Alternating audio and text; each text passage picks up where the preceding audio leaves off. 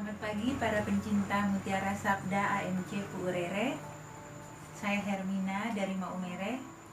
Hari ini saya akan membawakan renungan dari Injil Lukas bab 6 ayat 43 sampai 49 sesuai dengan bacaan di kalender liturgi Sabtu 11 September 2021. Perikop Injil hari ini berjudul Pohon dan Buahnya. Pada ayat 45 Tuhan Yesus berkata, orang yang baik mengeluarkan barang yang baik dari perbendaharaan hatinya yang baik, dan orang yang jahat mengeluarkan barang yang jahat dari perbendaharaannya yang jahat, karena yang diucapkan mulutnya meluap dari hatinya. Karena yang diucapkan mulutnya meluap dari hatinya. Ayat ini Tuhan Yesus tidak sedang memberi kita standar untuk menilai orang lain. Mungkin ini bukan tentang bagaimana kita bersikap terhadap orang lain, tetapi lebih kepada sikap kita terhadap diri kita sendiri. Tuhan Yesus mengatakan, kata-kata kita itu mencerminkan hati kita. Jadi bukan mencerminkan orang lain.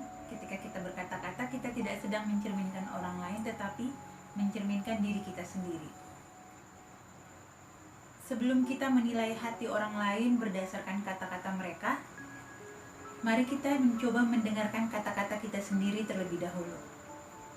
Biasanya dengan aksen atau bahasa logat seseorang, kita bisa mengetahui dari mana asal mereka. Demikian pula juga kata-kata kita itu mengungkapkan apa yang ada di dalam hati kita. Pernah tidak kita mendengarkan apa yang keluar dari mulut kita? Kata-kata kita ketika kita ngobrol dengan orang lain atau ketika kita berdoa, pernah tidak kita dengarkan? Sekali-sekali kita coba untuk mendengarkan diri kita lewat itu. Ketika berbicara dengan orang lain, apakah saya selalu mencoba mengalihkan pembicaraan kembali ke diri saya sendiri? Misalkan ketika ada seorang teman menceritakan kisah perjalanannya ke Labuan Bajo, dan kita pernah punya kisah perjalanan yang jauh lebih menarik ke Raja Ampat misalnya, dan kita merasa penting untuk menyela dan menceritakan kembali kisah kita. Orang yang angkuh selalu mencoba untuk mengalihkan pembicaraan kembali ke diri mereka sendiri. Maka mari kita coba untuk mendengarkan apa yang keluar dari mulut kita. Mungkin lain kali ketika kita mau bercerita tentang diri kita sendiri, kita coba berhenti dulu dan kita tanyakan pada diri kita sendiri. Perlu tidak sih saya menceritakan kisah ini? Apakah saya benar-benar perlu membuat pernyataan tertentu? Mengapa saya alih-alih membagikan kisah saya, tidak meminta orang lain untuk berbagi lebih banyak tentang kisah mereka? Demikian pula saat kita berbicara dengan orang lain. Apakah percakapan kita itu berubah menjadi obrolan negatif tentang orang lain lagi? Apakah saya hanya mengeluh dan meratapi semua masalah saya saat saya ngobrol dengan orang lain? Apakah saya hanya membicarakan hal-hal yang tidak saya miliki dan apa saja yang ingin saya beli? Ketika berbicara dengan orang lain, apakah saya merendahkan lawan bicara saya? Apakah saya melontarkan komentar yang pedas kepada mereka? Kadang-kadang ini bukan hanya soal kata-kata kita itu sendiri, tetapi juga bagaimana kita menyampaikan kata-kata itu, nada di dalam kata-kata itu.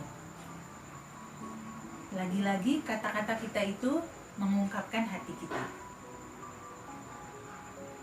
Salah satu cara yang baik menurut saya untuk mendengarkan diri kita sendiri berbicara itu adalah saat kita berdoa.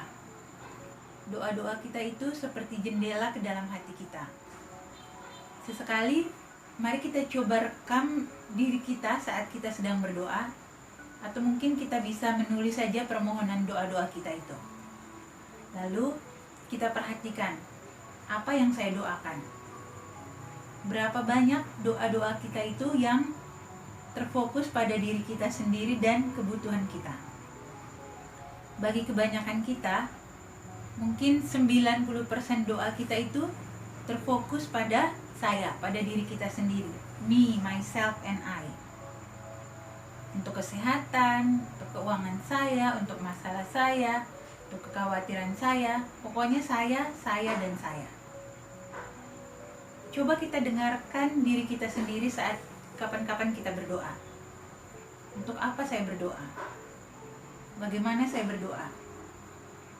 Kapan terakhir kali saat saya berdoa tuh saya berfokus pada kemuliaan Tuhan, saya memuji nama Tuhan, dan juga bersyukur, berterima kasih atas apa yang telah Tuhan lakukan kepada saya. Kapan terakhir kali kita bahkan tidak menyebut diri kita sendiri dalam doa-doa kita? Mungkin kita bisa coba kadang-kadang untuk latihan. Saya tidak mengatakan bahwa berdoa untuk diri sendiri itu salah. Tuhan Yesus juga berdoa untuk dirinya sendiri. Dalam kitab suci banyak tokoh juga melakukan itu. Namun, jika suatu saat kita mencoba untuk tidak berdoa sama sekali untuk diri sendiri, kita akan mendengarkan apa yang sesungguhnya ada di dalam hati kita. Bagaimana kita mengungkapkan kondisi hati kita dan hal-hal apa saja yang perlu kita perbaiki untuk menjadi murid Tuhan Yesus Kristus yang lebih baik. Seorang penulis yang juga pendiri kota Pennsylvania, William Penn, dia pernah berkata, hindari persahabatan dengan orang-orang yang merusak, yang tidak berguna, yang bahkan akan membuat persoalan. Jika terpaksa, katakan tidak, atau berbicaralah sedikit, berbicaralah apa yang perlu, dan berbicaralah yang paling akhir, yang paling terakhir.